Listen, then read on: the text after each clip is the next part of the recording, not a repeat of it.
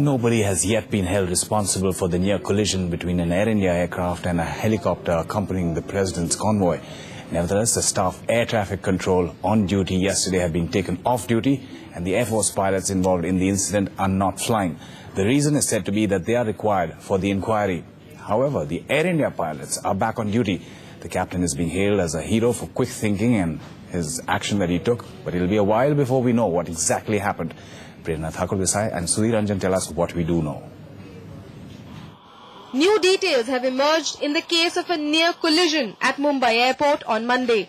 One of the Indian Air Force helicopters, part of the president's convoy, broke the formation and landed out of turn on the runway just 300 meters from an Air India plane preparing to take off.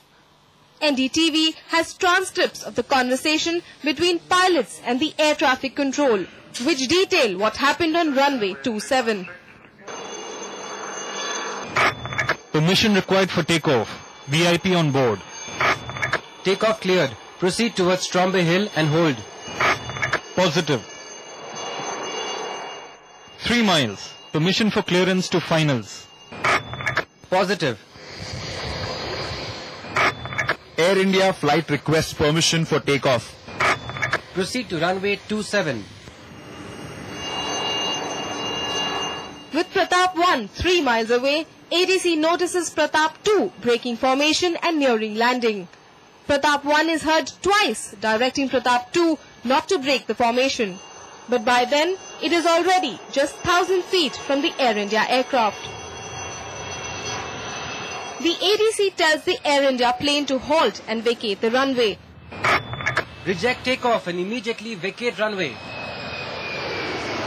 Pilot Kohli applies emergency brakes and swerves to the right to move out of way. The aircraft tires are damaged in the incident.